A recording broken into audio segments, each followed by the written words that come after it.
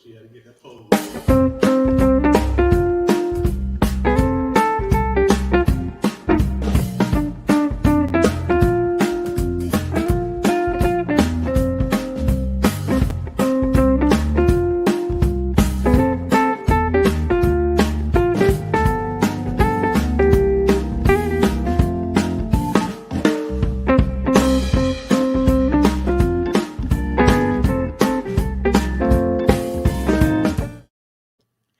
Hi, welcome to the Keep the Faith podcast. I am your host, Tori, and with me today, I have a special guest, Miss Nicole, with me today. And I hope you guys had a great weekend. I know I did. What did you do this over the weekend? I hope you had a great weekend. Matter of fact, Nia, I was so excited. We actually planned this interview a couple of weeks ago, and I've been looking forward to it. And of course, like I tell everyone, tell us a little bit about yourself, where you're from, because I hear you're a Jersey girl. Jersey in the head. Well, hello. My name is Nicole. I'm an international speaker, author, and master vision coach. So I am from New Jersey, and I recently transplanted here in South Carolina as a part of this journey that I'm on. We're going to talk a little bit about that when it comes to my book. But I wrote a book about 3 years ago as a result of going through a divorce. And, God is doing some amazing things, helping me to find my purpose in the pain. But I have 3 beautiful children. I'm a grandma. Really? Yes, I'm a grandmother of 4.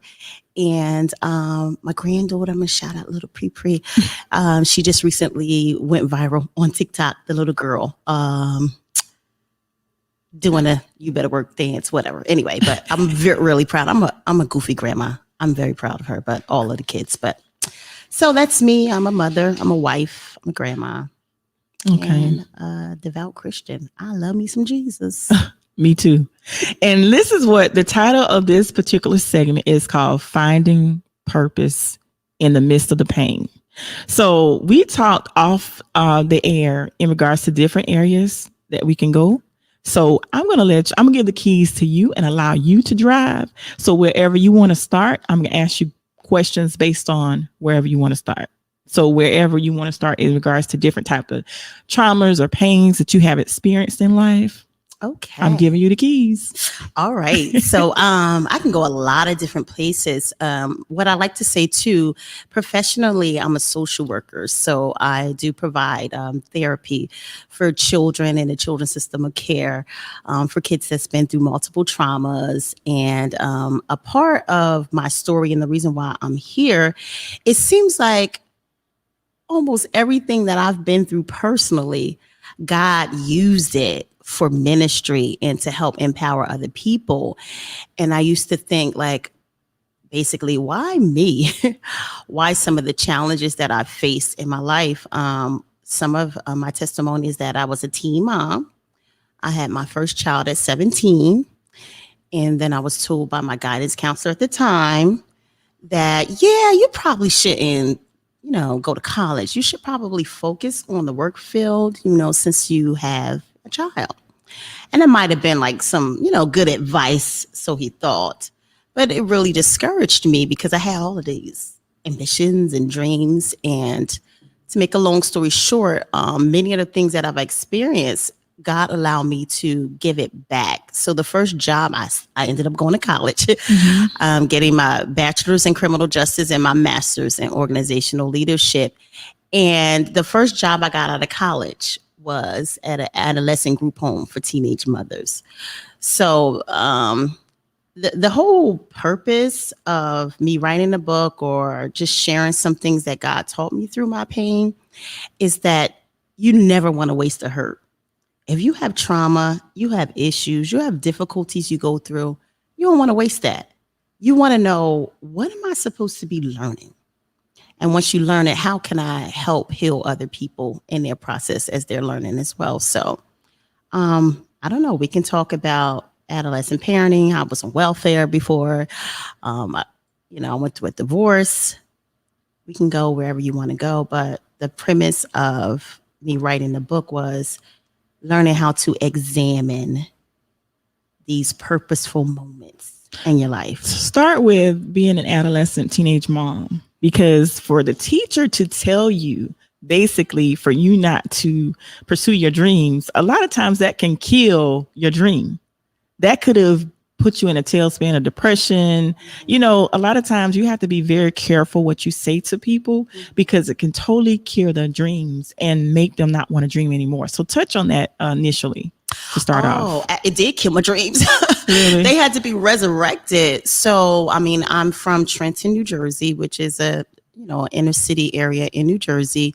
And there was a lot going on. I grew up in the 80s and the 90s. So, it was the war on drugs, the crack epidemic. It was like a lot going on. So a lot of my peers, they were having children. I had children. So, however, I was raised by very strict parents. And my parents like had all of these aspirations for me. Oh, go to school. I did well. I was a performance-based person. So I did well until I got to high school. And I don't know. I started liking the boys. Yeah. So it's because I was so sheltered. I didn't really, and naive. I didn't really have, I guess, the wisdom to navigate dating life. Basically, my parents was like, don't do it. Right. Right.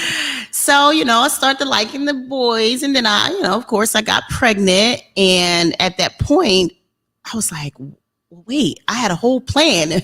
My parents wanted me to graduate from high school, go to college, then get married, then have children. But look, I'm 17 and I was sitting in Planned Parenthood petrified. Right.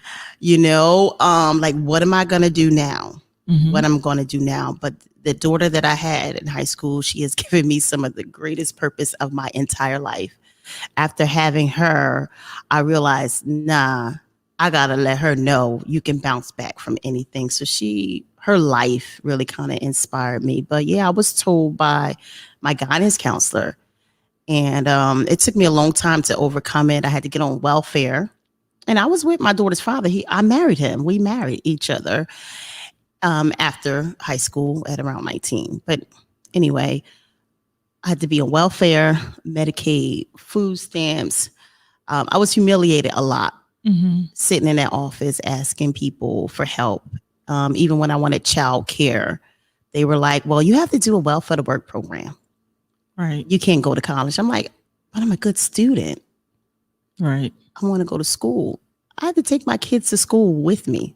Sometimes I had people in the hallways just watching my kids while I'm in class. Wow. Or pushing a stroller in there. It was deep. But I thank God that I didn't waste that hurt. God helped me to help others. So when I see people, young women, in that type of predicament, I'm like, girl, please, you could get through this, honey. Right. You can get through this. Because a lot of times, I know when I was growing up, and I think if I'm not mistaken, we're about the same age, except I haven't had my birthday yet. So, okay.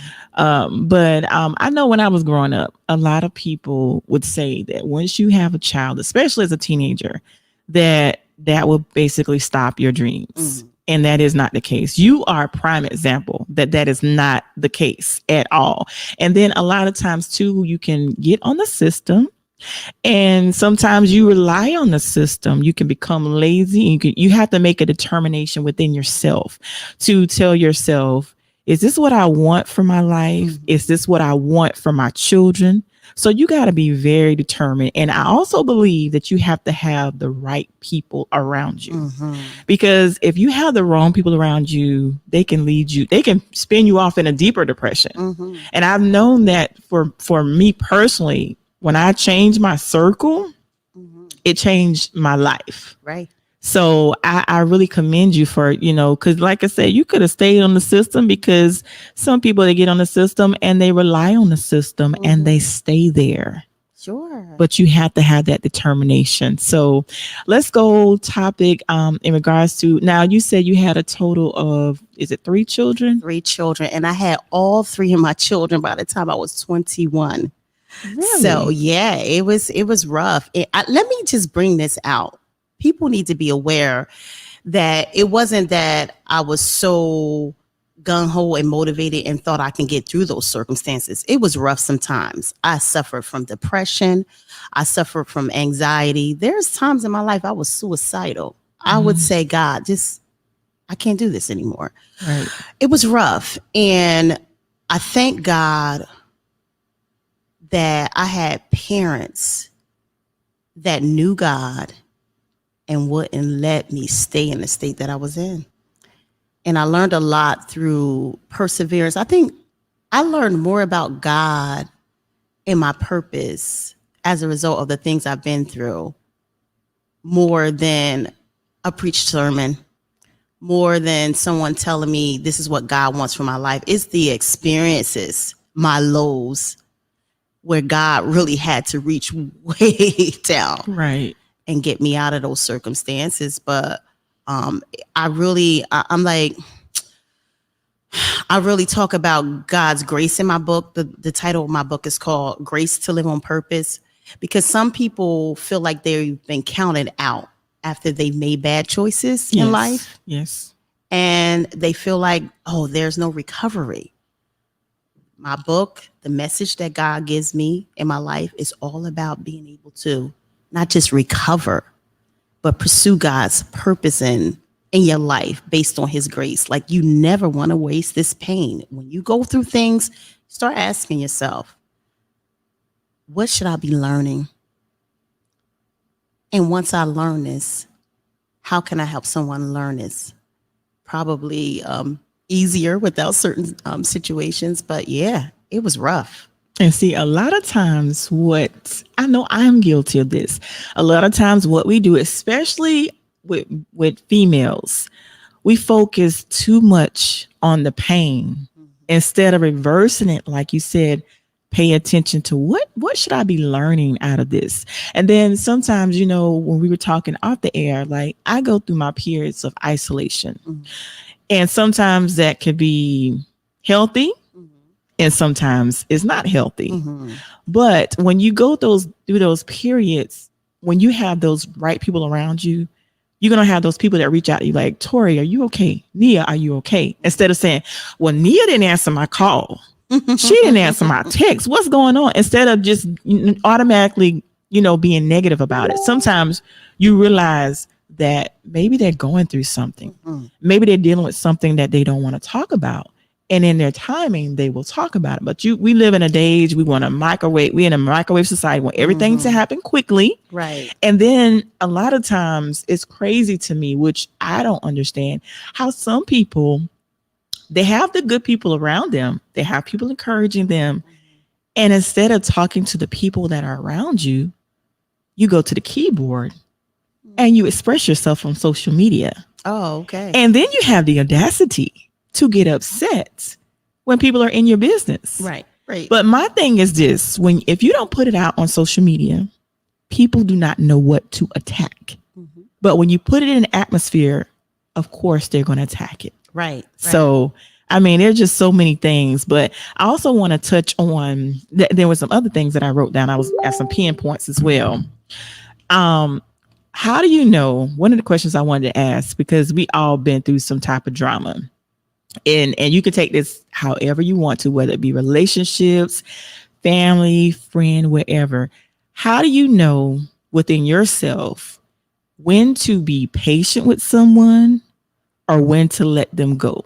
Wow, that is such a great and powerful question. Yeah.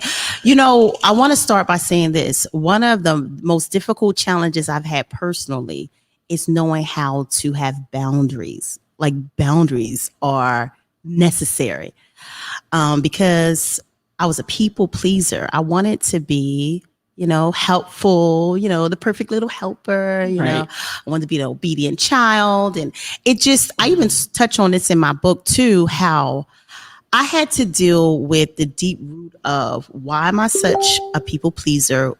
Why don't I know how to have boundaries to keep myself safe? Why do I allow people to continue to hurt me and to harm me emotionally, physically, whatever?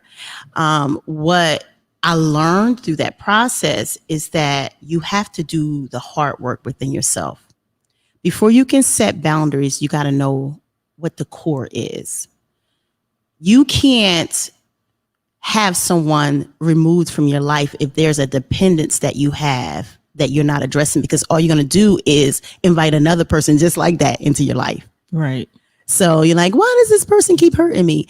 And then you end up being with somebody else. It's like, why do I attract the same type of guy? Or why do I have the same type of friendships? Because there's some inner core work that Right. you more likely have to do. And I did that through prayer and through therapy. Now, I believe in therapy. A lot of church people and a lot of people of color will not take the time and go and get some help because we experience generational trauma. I can go down a tangent with that, but what I want to say, what worked for me is finding out the root cause. Why do I know you asked about how do you set boundaries or how you have people that are negative out of your life and out of your circle. You have to figure out what they're giving to you. What am I getting out of this relationship? Because we only keep going back because there's something that we're getting. Right. It's something that we're getting. Right. And I had to realize that, you know, my father has always been like a profound influence on my life and always has been there. And I remember as a young girl, I always wanted to please my dad because he and my mother had separated when I was a kid. And for some reason, I don't know if I watched too many Cosby Show episodes or whatever, but I needed that family. And because they had been apart for so long, I started to interpret that as, you know, I wasn't good enough. You know, people don't realize when families break up, children start thinking that it's their faults. They're the reasons. So I had that deep seed within me that I translated into getting married and needing. That's why I'm asking you, like, what are you getting from the person? I had to go back and have conversations with my dad. And he's such an amazing guy. He's such an amazing guy. And I learned that I was trying to fix a relationship between me and him by the relationships that I was getting in with other people. So back to your original question, how do you know who to get out your life? You have to know, number one, what are they giving to me? Number two, what's the root cause? Right. Where did that need come from? Then go back to the need. And once you address the need, then you won't have that same type of need to have unhealthy people in your life. You're absolutely right. Because I believe that when you don't learn the lesson and, like you said, address the need, then you're going to follow that same pattern or repeating that same, you know, meeting, like you said, meet the same type of guy. They may look different, but they're the same person in reality. And one of the other things I was going to ask is that we have to make a choice, a constant choice when it comes to pain. We have the choice whether we allow that pain to make us better or bitter. So could you touch base on that? Like, how did you get to the point where you didn't allow your pain to make you become this bitter person? Because every one of us, not all of us, had the encouraging, whether it be family, we didn't have those encouraging people in our lives. We didn't have people that, you know, a lot of us didn't grow, even though I grew up in the church, but everybody did not grow up in church. So of course you're in survival mode. You know what I mean? So you're making the option, especially if you go through hurt and trauma. Some people, they become bitter. But we have to make the decision to become better. And like you said earlier, you got to learn from these experiences. One word, forgiveness. Ooh. Forgive yourself and forgive others. That's it. It's nothing more deeper than that. We become bitter. I was reading a book that talks about why we struggle with jealousy, anger, greed, all of these guilt and the behaviors that manifest as a result of it. And at its core, we become bitter when we can't either, number one, forgive someone for what they've done to us, or number two, we can't forgive ourselves for what we did to someone else. And there's a quote that says, unforgiveness is like drinking deadly poison every day, but hoping that the other person dies. Right. So forgiveness, when you learn to be kind to yourself and kind to others, people, there's like a cycle of pain. You hurt me, I hurt you back. Then I hurt somebody else. and so on and so forth. And the cycle just keeps going. Somebody has to say, wait, the pain cycle has to stop somewhere. So I will choose to forgive somebody. Now, check this out. You got to forgive someone when they don't even ask for forgiveness. Yes. Yes. You may never get the apology. You're reading my mind. I was about to say something in regards to apology, but go ahead. You may never get it, but you got to forgive them anyway. And one of the things I practice in my prayers for forgiveness doesn't mean that you don't have boundaries and you allow the person to continue to come back into your life and do the same things over and over again. Forgiveness is canceling the debt. It just means you don't owe me anything anymore. You don't occupy the same space in my life anymore. Right. But you don't owe me anything. I don't want any harm to come to you. I don't want to retaliate against you. It's like I cancel your debt. Right. You don't owe me nothing. Right. Live your life. I live mine. Right. From over there. Right. Right. Like I saw a quote from, because I love the church. I love the Lord, but I'm a big fan of Tupac. And Tupac, I read a quote the other day, and he said, it was a quote from Tupac, and he said that, I basically, and I may misquote it, but basically what he was saying is, I want you to eat, but just not at my table. You know what I mean? Girl. Listen, I want to see you eat. I want to see you win. And I want to see, you know what I'm saying? Just not at my table.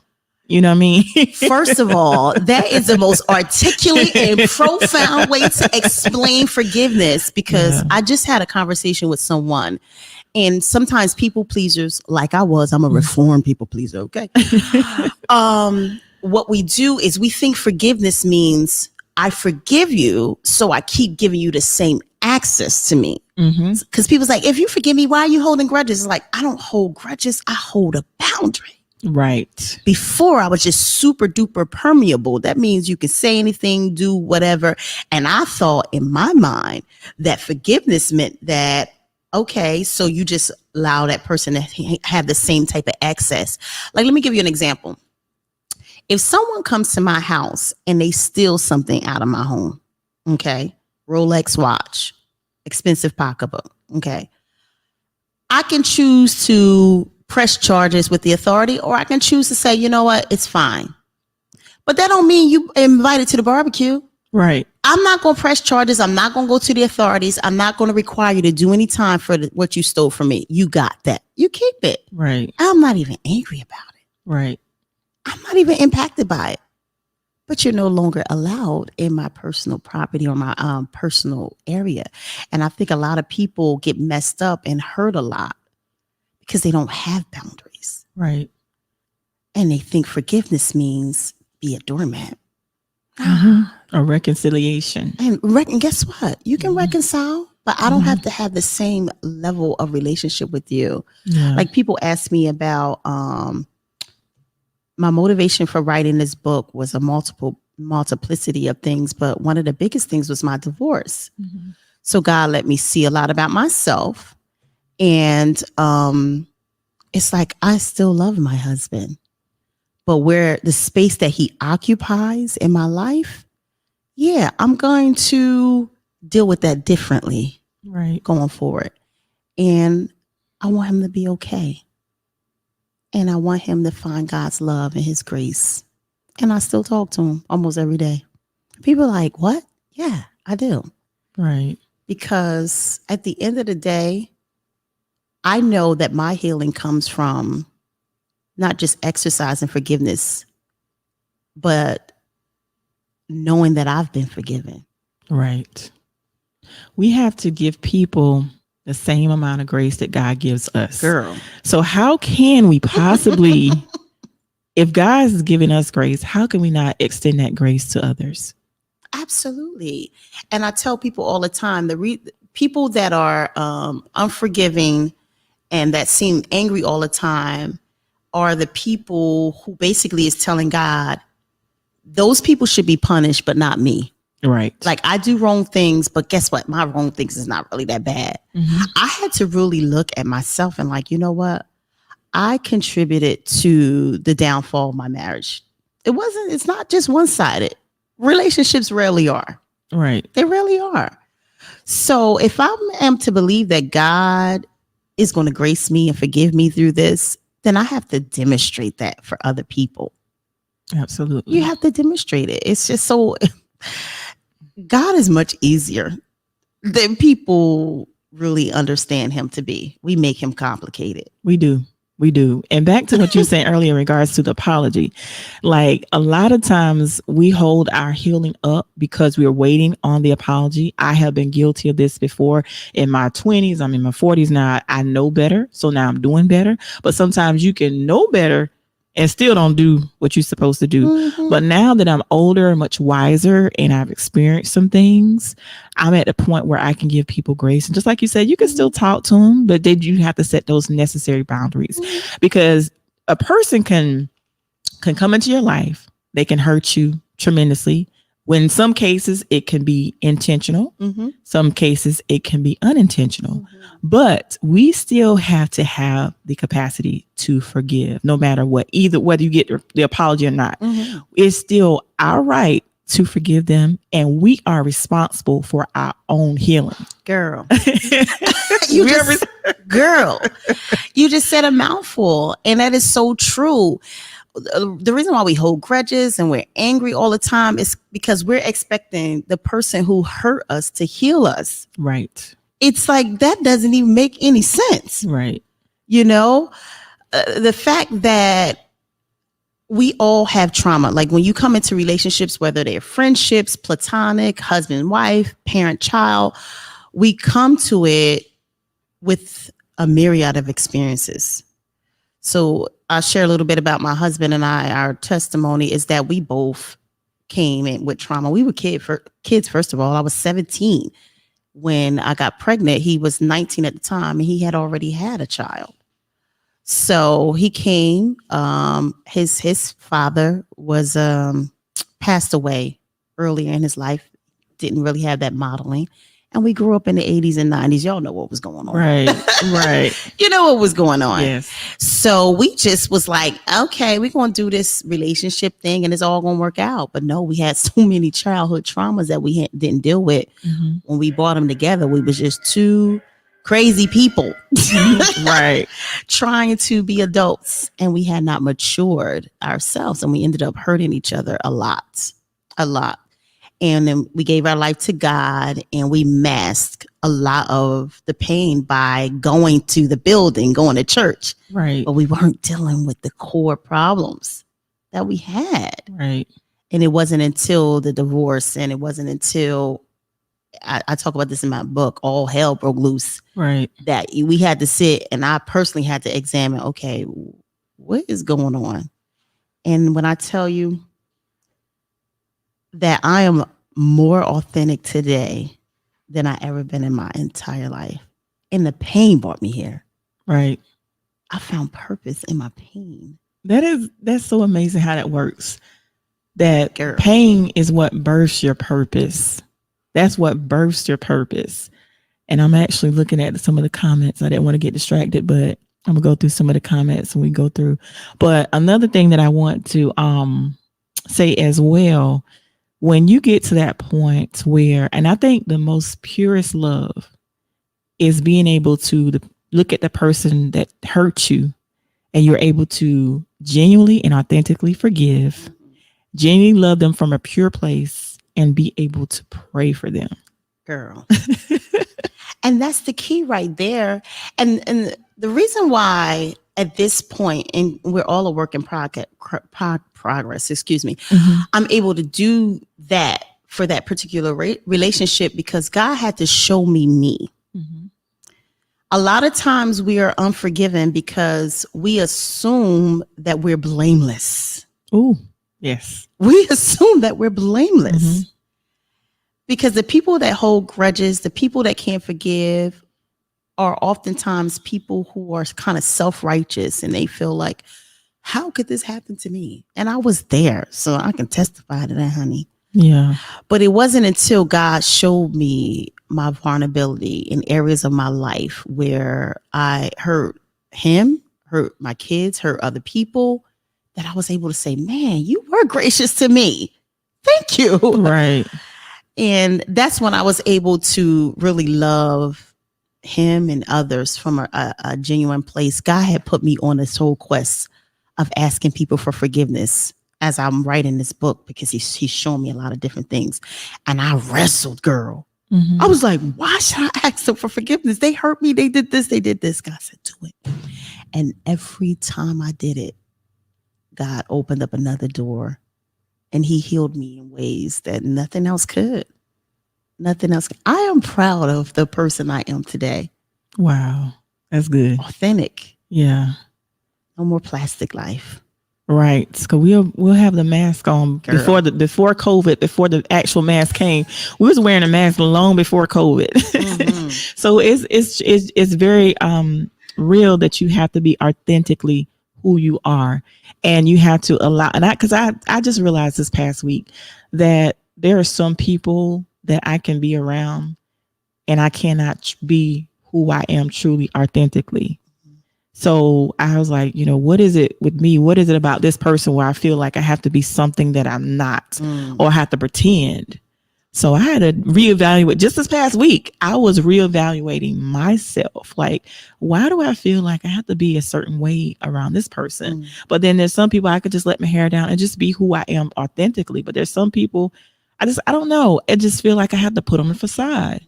And just put in, and it's like, and some people, if you take your blinders off and allow them to see who you really are, they looking at you like, really?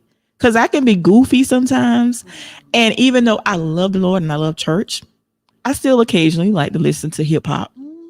I like to dance. And like I was telling you, I was telling you, like on Fridays, I started doing karaoke. Love it, girl. And prior to doing karaoke, like, it's allowing me to come out of my shell, because I would be cooped up in the house.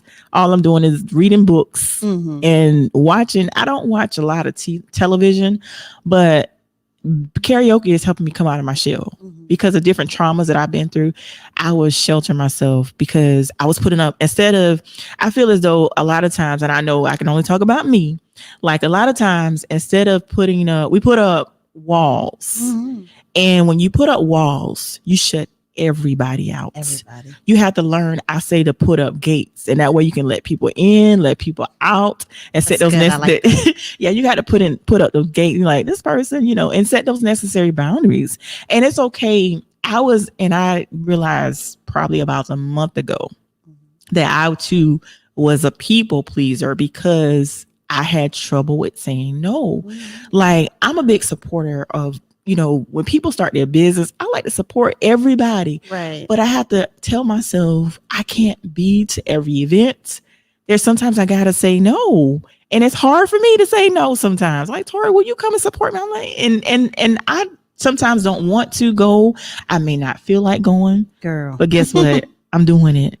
And I'm like, why can't I just say no? Why just can't I, say I'm not available, or just be honest, just say no. That's an option. And it's a complete sentence. No is a complete sentence. That's exactly what I was going to say. My sister and I joke, it's just the two of us. And she would say all the time, because I grew up, I'm the oldest, and I was performance-based, because the expectations was always, you do the right thing, you be the role model, all this kind of stuff. But my baby sister said to me, sister, that's what she called me, no is a complete sentence. Yeah. You don't always have to offer an explanation to love yourself, to love your peace, and to love your time. Like, why we love people more than we love ourselves? Then guess what? We are not loving those people, because even the Bible teaches us we have to love our neighbors as we love ourselves. So while we out here just doing this for this person, doing this for this person, we think we're demonstrating love. No, we're not. You can't love people and not love yourself. Wow. You gotta learn how to say no. One of the things you were talking about about boundaries. Okay, listen. So in my book, Grace to Live on Purpose, is available on Amazon.com and BarnesandNobles.com. But listen, check this out. One of my biggest challenges as a Christian, when I was going through this process, learning about myself, is when I first gave my life to God. I was such a weirdo. I was such a weirdo, because I could not understand the difference between separation and isolation. Mm-hmm. Okay. You were talking about going to karaoke and opening up yourself. Let me tell you, I was so weird that once I gave my life to Christ, I thought I couldn't hang around my cousins, my family. I come from a very big, loving, interacting, loud, obnoxious family, and I love it.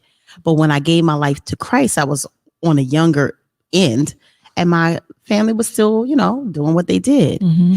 So I literally became a recluse. So it was just me, my husband, and my children, my mom and dad, and go to church. I was so depressed. I had anxiety because my understanding was that this is what God wanted for me, because people kept the way I was being taught, people preaching different things about, don't hang around your family members. And let me tell you what I used to do. That's why I said I'm such a weirdo. I thank God for your deliverance. Amen. My family members would have events like baby showers. If they were not married, this is what I used to do. I said, I can't go because you had the baby out of wedlock, because this is what I thought separation was. Mm-hmm. You know how many family members I hurt because of my ridiculous thinking? Yeah. My sister, I keep going back to her. She taught me so much. I had a favorite cousin too, who we did everything together. Everything. We grew up together. We're not that far apart in age. And when I gave my life to God, I thought I couldn't be around her. Right. And I hurt her. Mm-hmm. And looking back in retrospect, I wasn't living an authentic life for Christ. I was living totally out of fear. And sometimes being in church, I'm sorry, they probably gonna get you and get me when I say this. Some people in church don't really understand the gospel message. They can be there for years. They don't understand grace. Mm-hmm. It's like Jesus was hanging around with a whole bunch of people that was not religious. He hated religious people. Mm-hmm. But sometimes we give our life to God. We get super religious. We get judgmental. We're looking down at our family. People don't want to hear you at the family reunion talking, pulling out your Bible and preaching at them. Right. We're family. We come together. Yes, we're going to pray. We open up in prayer and, do our activities. Just because somebody playing basketball and having a good time and laughing or whatever, it's not the time to always shove doctrine down their throats. You know how we win people over to God? We demonstrate Christ's love. Right. We demonstrate his love. And when I got divorced, I realized how religious I was. I realized how judgmental I was. And God had to take me to a place of authenticity. And he rebuilt my relationships with my family, with, friends, after he broke me. God broke me through this process. And now, I like who I am today. Right. Girl, hey, this is the real me. I didn't even know she was in there. Hey, right. Girl. Hey, girl, hey. And here's the other thing, too. A lot of times, like you said, we give our life, because I've been there as well. Like when you give your life to Christ, I can't go here. I can't go there. Because even a couple of months ago when I started doing karaoke, I was like, well, is there certain songs that I can sing? I need to sing. And I'm like, no, I'm just having fun. Mm-hmm. Just because I'm singing a particular song, as long as it's not disrespectful or anything. Right. But if I'm just having fun and I'm not hurting anyone, I don't see a problem with it. So now I just go to karaoke now, and I just have to let my hair down and just have fun. But a lot of times we get in our mindset, well, we can't listen to this. And now I will say we still have to be mindful of our eye gates, what we're watching. Absolutely. What we're reading, certain conversations we entertain. Now, Absolutely. Certain things we still have to be mindful of, but that doesn't mean once you give your life to Christ that you stop living. Mm-hmm. You can still listen to R&B. You can still, and like I said, listen to hip hop, but there's certain songs, and I know not to listen to. It might take me somewhere. I know that's right. I can't listen to that. The thug Tory gonna come out. So now I know boundaries when it comes to like I said, protecting my eye gates, what I watch, what I read, and I know for me personally, I don't watch a lot of when it comes to, I don't watch a lot of television, period.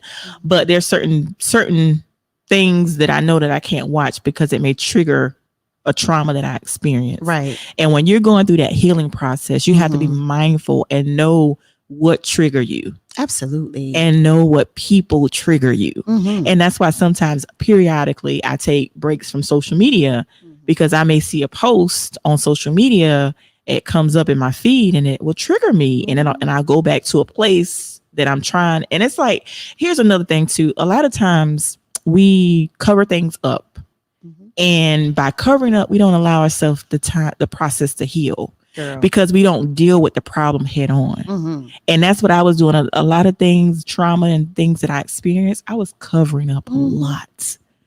But I wasn't. I was thinking that I was healed from it, but I wasn't. All I was doing is just putting a Band-Aid on it and pretending like I was okay.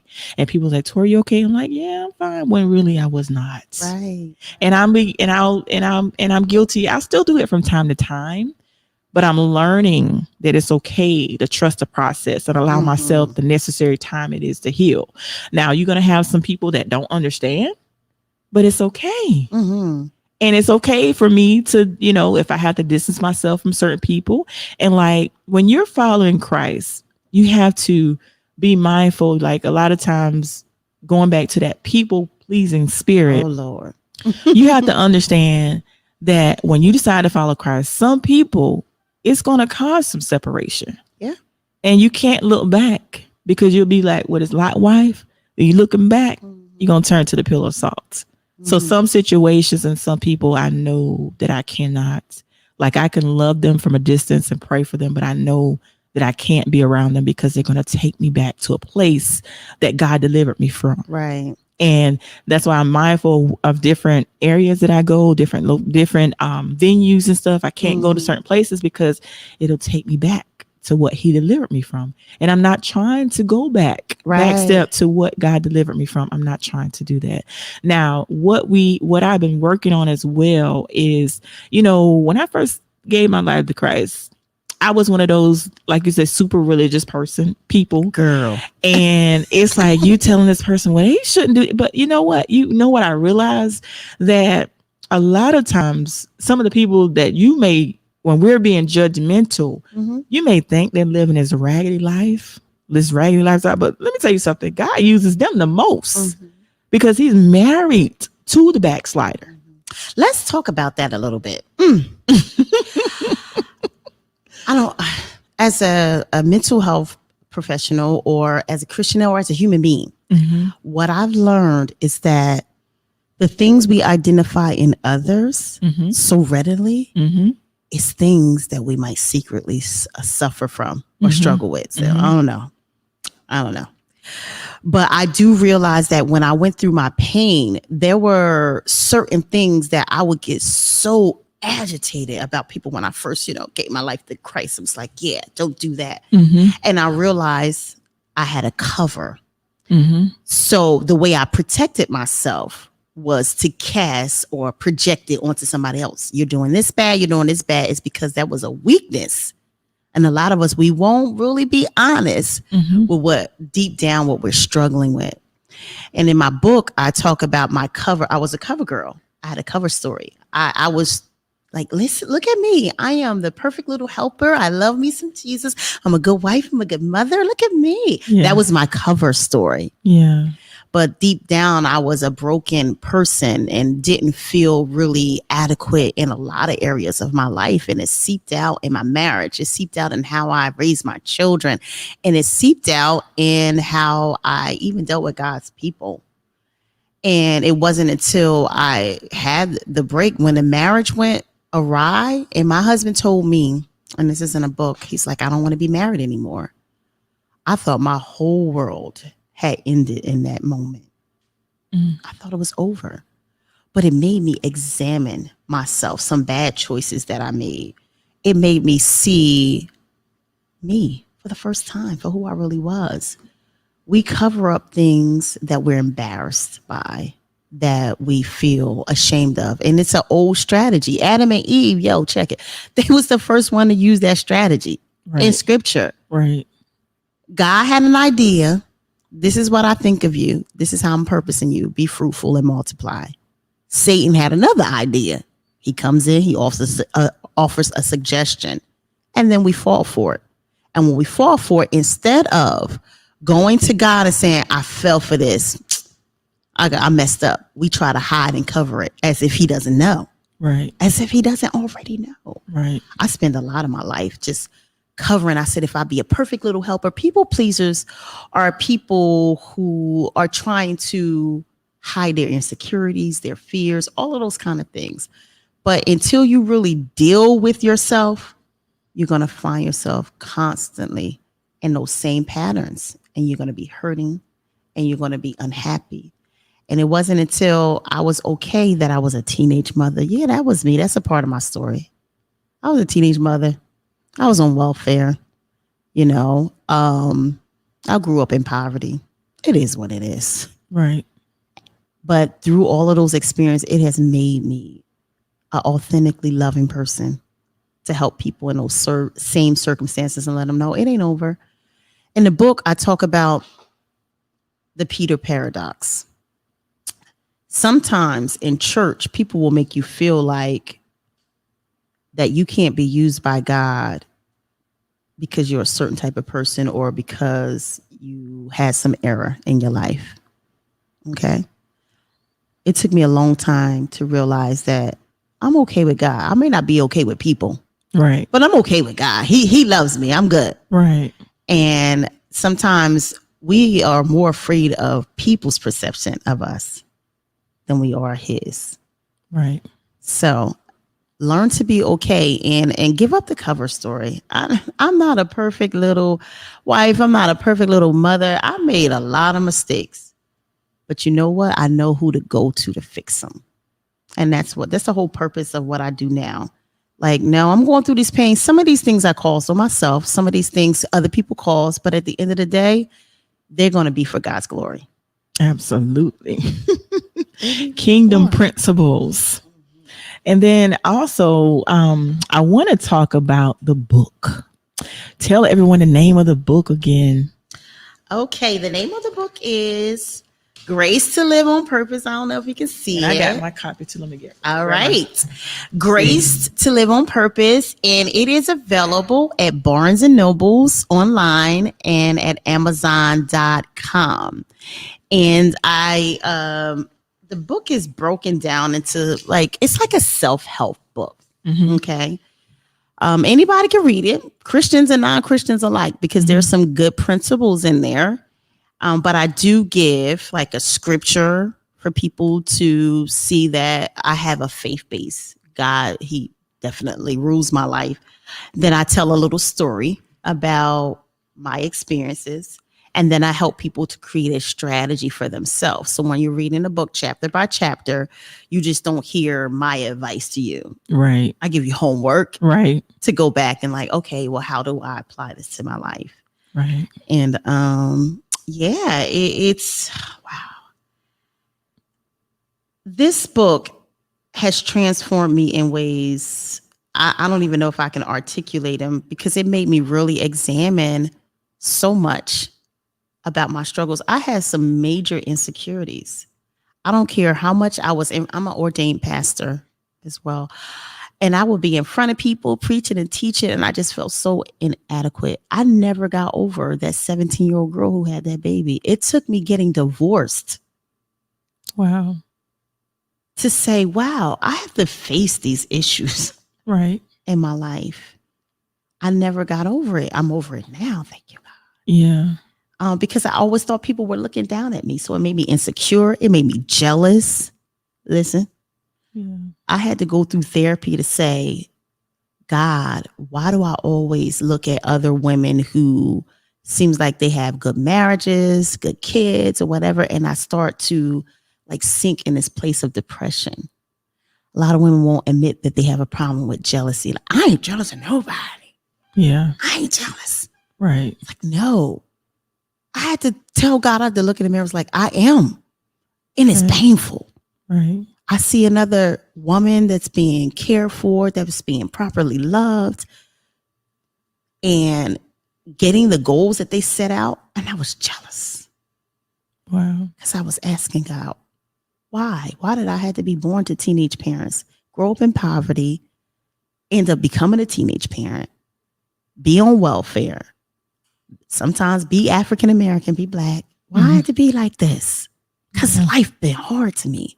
Right. But when I understood that my beef was with God, people don't believe it. When you have a jealous heart, your beef is with God because you're telling God, you could have did better by me. Right. When I my never looked at it that way. girl, when my marriage fell apart, I was angry. I talk about that in the book too. I go through the 5 stages of grief. I was angry. I was like, I did everything right. I really didn't. But Right. when we go through pain, we always pretend. In our mind. In our mind, I did everything right. But we know we did not. And God is saying like, girl, bye. But yeah, I went through all of the stages of grief and I had to realize, no, you didn't do everything right. I love you anyway. Right. I love you anyway. So when you get over it and you stop crying and you start realizing that you can have purpose in this pain, then come see me. Right. And that's how, God has put me in a place. I'm happy. I told somebody, it's been years since I've been happy. Wow. Like legit. Yeah. Like wake up, I'm laughing. I'm happy. Yeah. And that's a beautiful place to be. And to be at peace. Peace is everything. Is everything. And that's a good place for you to wake up and happy. Because everybody can't say that. Not genuinely happy, no. So that's a good place to be. Mm-hmm. So tell everyone, like you say you get an Amazon. Matter of fact, give them your website and like your pages where they can contact, like say somebody may be listening to the interview and they may want to purchase the book and they may want the signed copy. Can they reach out to you directly? Yes, my website is www.imnianicole.com. Again, that website is www.imnianicole.com. You can buy the book on my website. Also, I do vision coaching. Every year I do an annual event where I teach people how to create vision boards for their lives. And yeah, we conquer those goals. And you can get my services that way. But anyway, my website is www.imnianicole.com. So yeah, and I am Nia Nicole on Facebook. I have a YouTube channel I'm trying to get active now. Okay. And it is I Am Nia Nicole. Everything is either Nia Nicole or I Am Nia Nicole. So yeah, come check a girl out. And can they also inbox you on social media as well? Are you on Instagram as well? I'm on Instagram. Just recently got on TikTok. I like TikTok.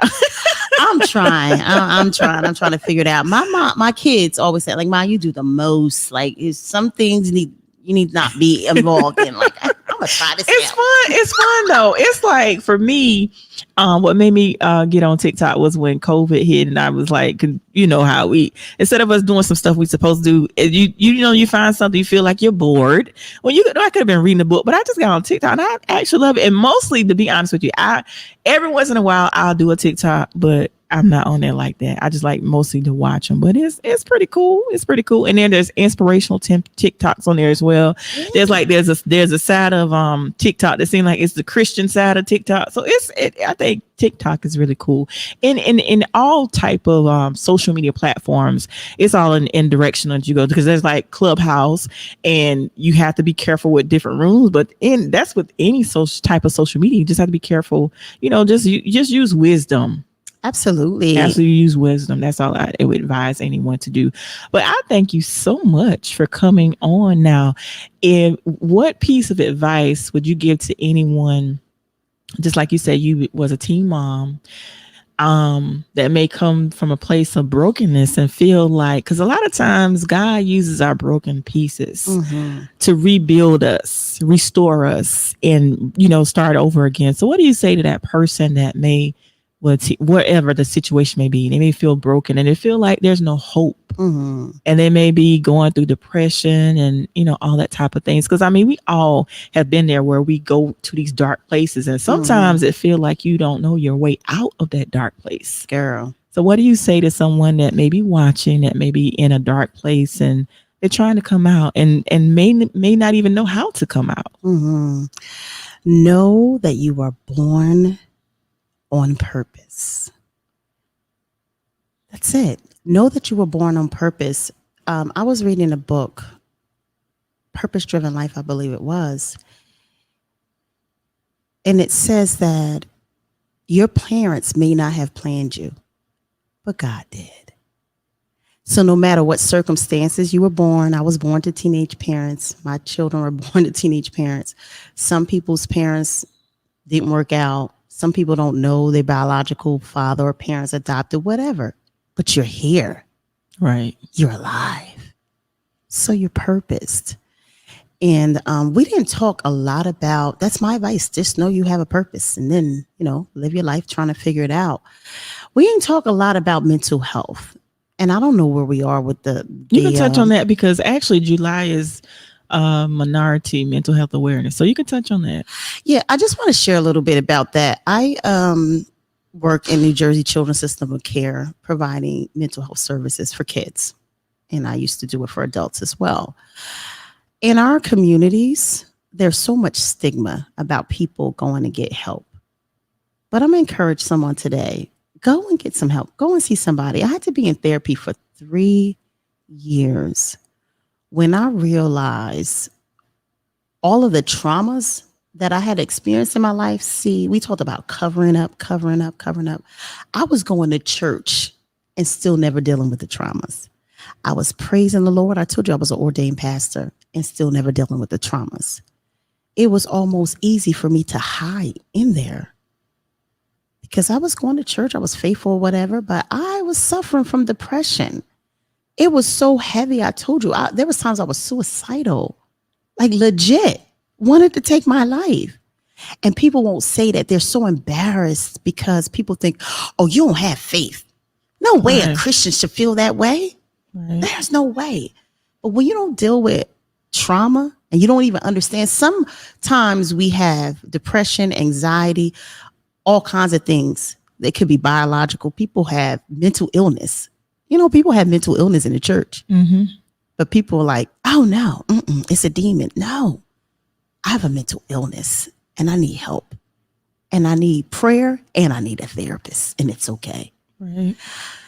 So one of the things I learned is that you have to be honest with what's going on with you. Trauma changes your brain chemistry. People don't know that. If you had physical abuse, sexual abuse, I can talk about that all day, every day. That'll take too long. It'll be a whole nother show. But there's a lot of things that people go through that they don't deal with. So physiologically, it changes your brain and your body, how you react to things. You don't know why you have the triggers or why you start having bodily sensations about certain things. You feel anxious. You feel like literally heart palpitations or whatever. It's because trauma has changed you. And the only way to be able to get healed from that trauma is, first of all, admitting it, acknowledging it. Some stories that people have, they've never told another soul. They've never told another soul. So all of that stuff is just living in there. And we're just going about our business like everything is okay, but it's not. And it wasn't until, like I said, my husband and I both had childhood traumas before we got married. And we brought them together and we traumatized each other. Right. And it's just the truth.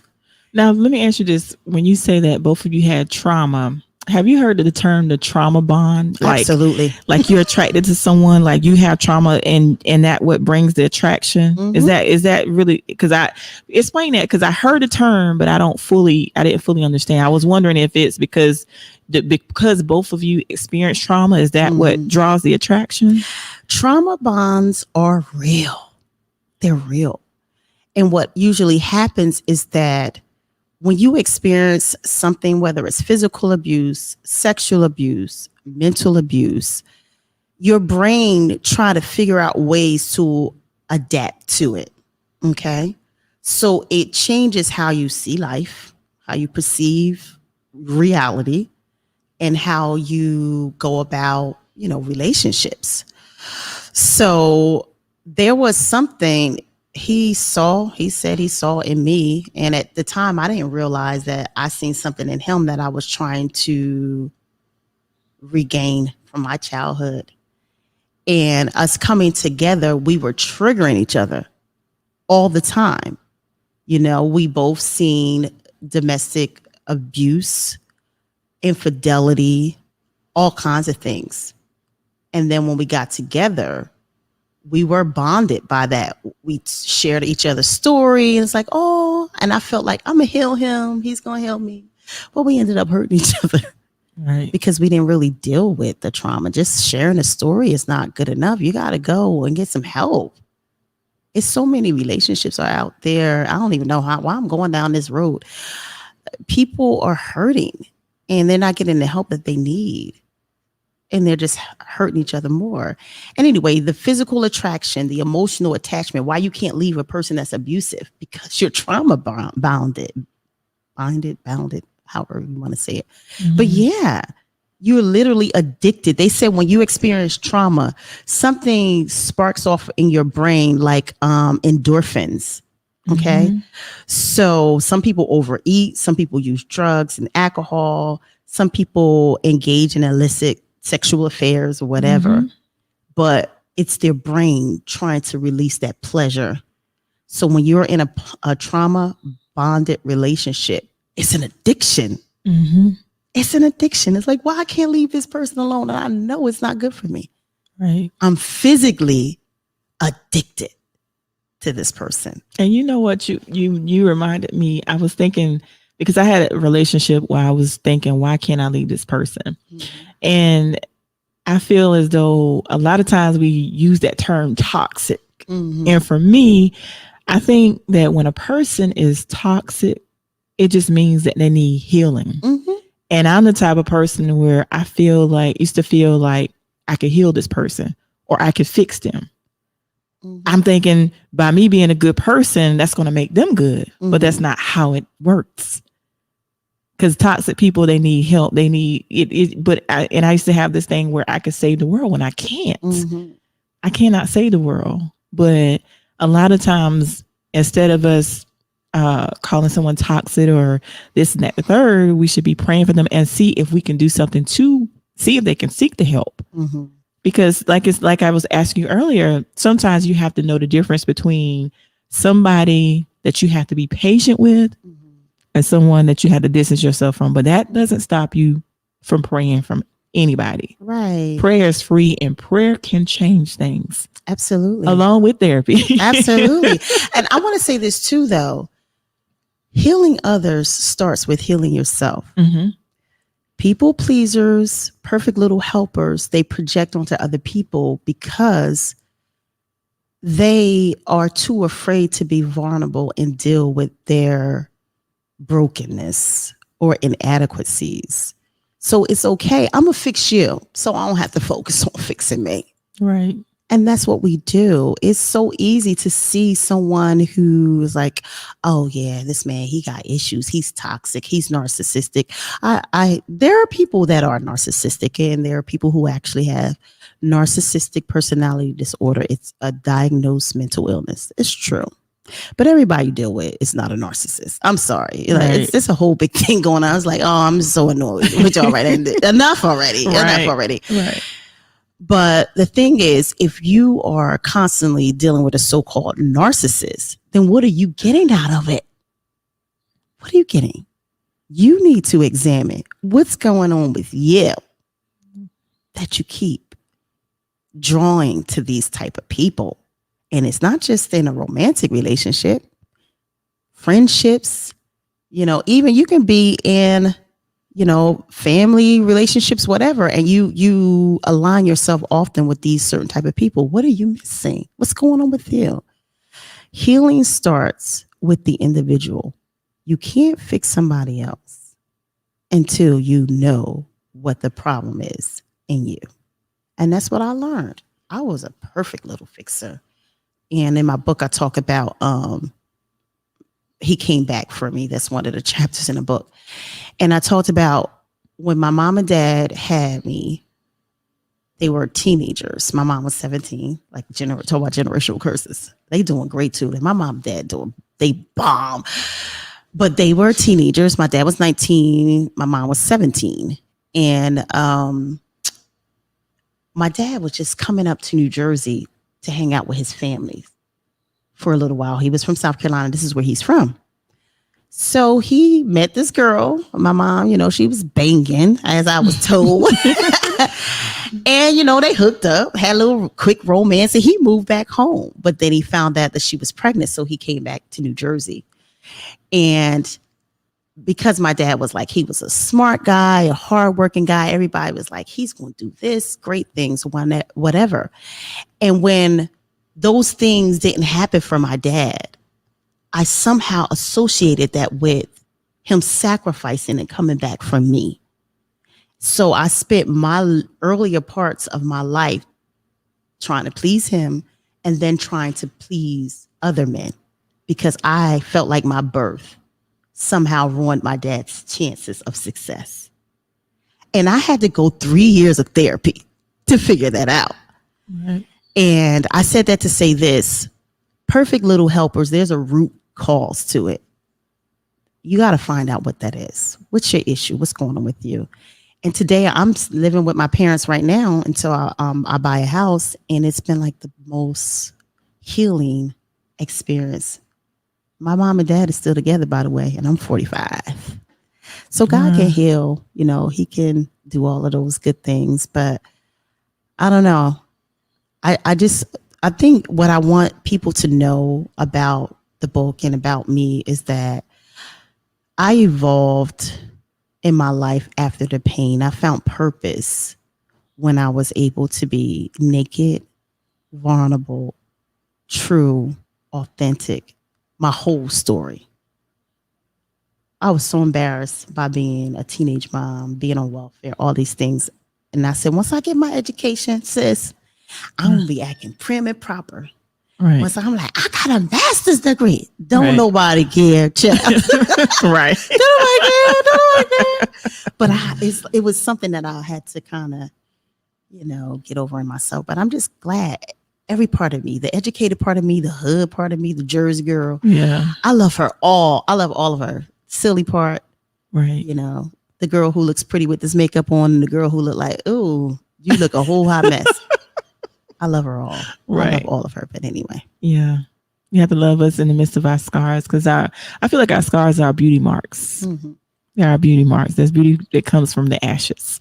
But anyway, we're going to talk. But I thank you so much for coming. And you guys have got to get this book. It's called Grace for Living. Let me see if I put in the camera right. Y'all, this book is so good. I read this book. Well, I'm an avid reader anyway. I read this book in like 2 days, right? Literally 2 days. Like I was up, I started reading the book. Matter of fact, I started reading it Friday after karaoke. I read to probably about 1-2 o'clock in the morning.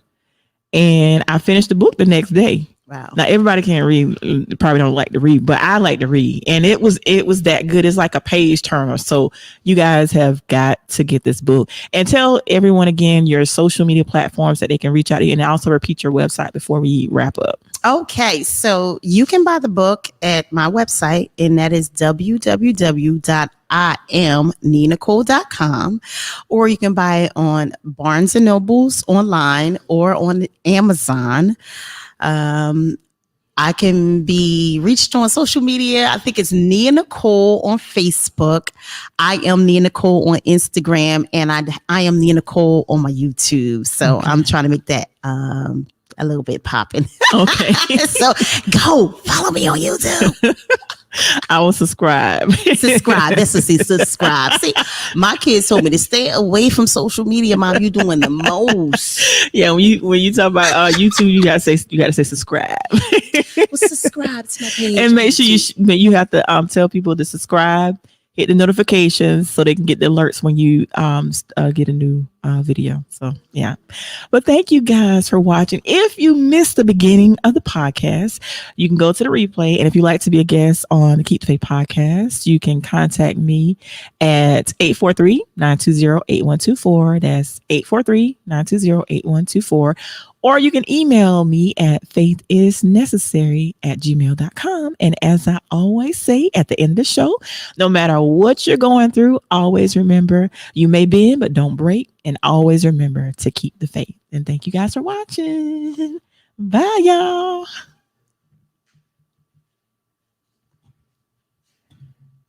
Okay. Hang on. We still live. The mouse.